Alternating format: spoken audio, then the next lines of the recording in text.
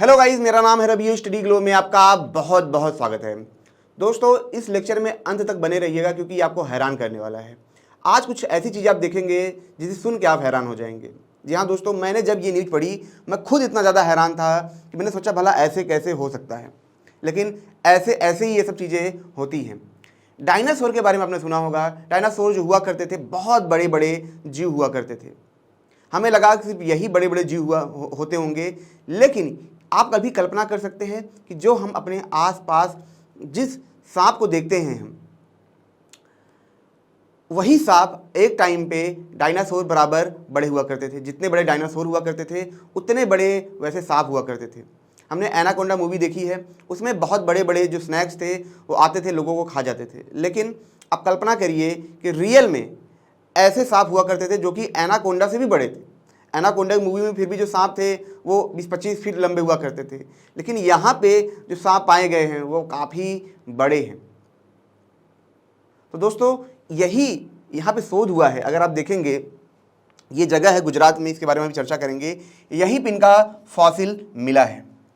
Fossil में हम कह सकते हैं दोस्तों, हमें उनका जो खोपड़ी हम कहते हैं ना, वो नहीं मिला है, लेकिन जो उनकी रीढ़ की हड्डी होती है उनके पीसेस हमें मिले हैं, इंडिसेस हमें मिले हैं। और सांप में आपको पता ही दोस्तों, ज़्यादातर वही होता है, मेन पार्ट वही होता है, ठीक है।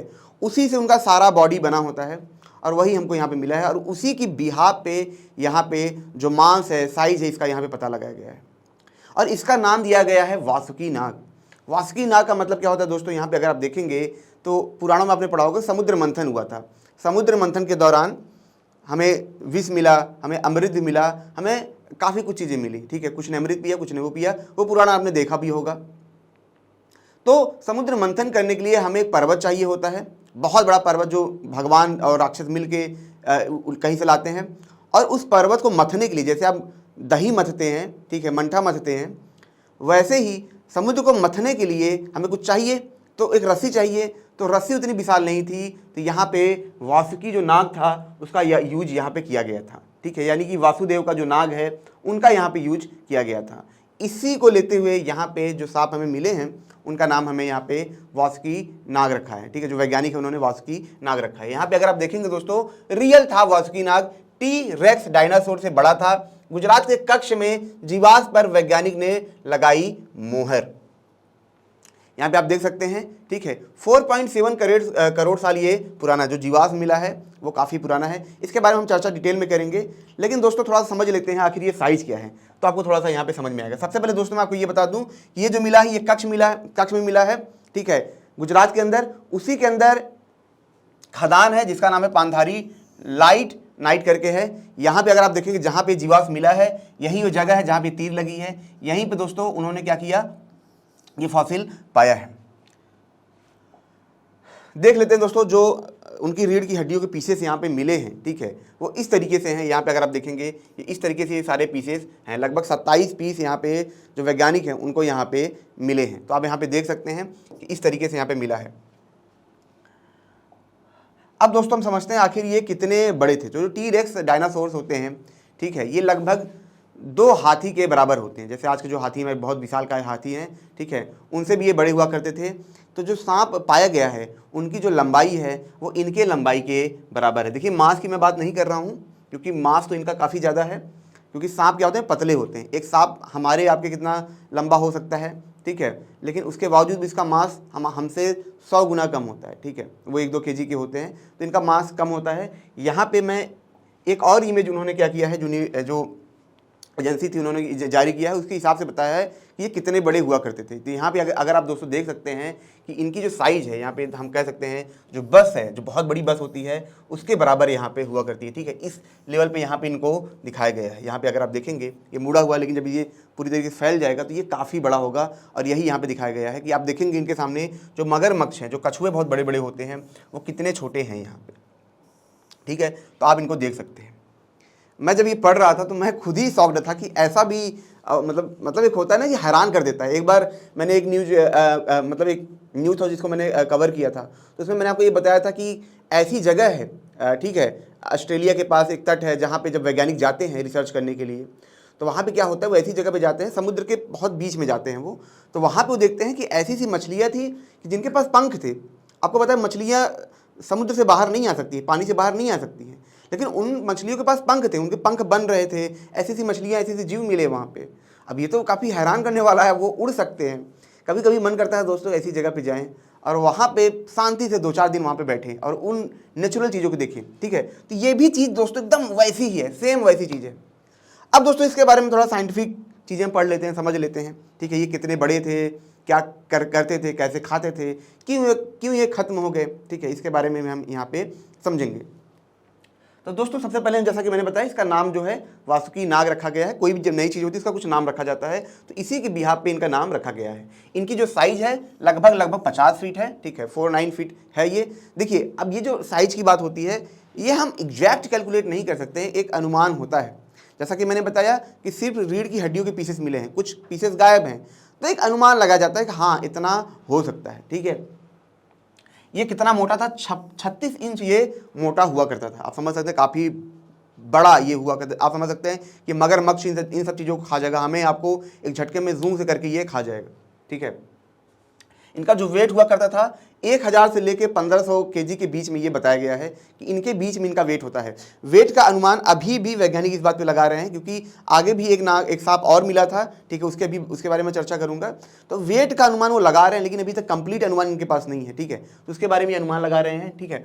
और जो यहाँ पे इंडिसेस मिले, जो रीढ़ की हड्डियों के जो टुकड़े मिले हैं, वो कितने मिले हैं, 27 पीस यहाँ पे मिले हैं। हर एक की जो साइज है यहाँ पे 4.5 इंच के आसपास यहाँ पे इसकी साइज है, ठीक है। ये कितने साल पुराने हैं, ये 4.7 करोड़ साल ये पुराने हैं। दोस्तों मैं आपको चीज़ बताऊं कि पुराने का मतलब ये है कि ये इतने साल पहले ये आ गए थे, ठीक है, ये रहने लगे थे। तो जो हमें यहाँ पे फॉसिल मिला है, ठीक है, वो इतने साल पुराना मिला है। लेकिन ऐसा नहीं है कि ये विलुप्त तुरंत हो गए थे। ये विलुप्त कब हुए हैं, विलुप्त का मतलब होता है कि एक भी सांप ऐसा ना हो जो बचे।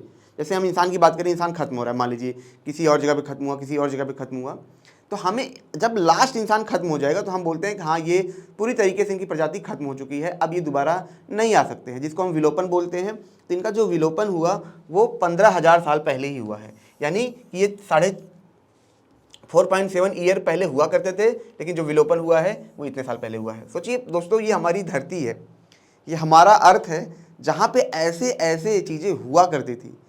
बड़े बड़े शेर, बड़े बड़े डायनासोर्स, बड़े बड़े हाथियाँ, मतलब आप समझ नहीं सकते हैं कि कितना, ये कहते हैं ना कि एकदम मूवी की तरह है ये, ठीक है। तो ये चीज़ें हुआ करती दोस्तों। अब ये सिनोजोइक एरा करके होता है दोस्तों, 6.6 करोड़ साल पहले, ठीक है, ये तब हुआ करते थे, तभी से ये धरती पे आए थे। उस दौरान क्या था दोस्तों, धीरे धीरे जो डायनासोर थे वो खत्म होने लगे थे, कुछ बचा नहीं था, और उस दौरान ये यहाँ पे जिंदा थे।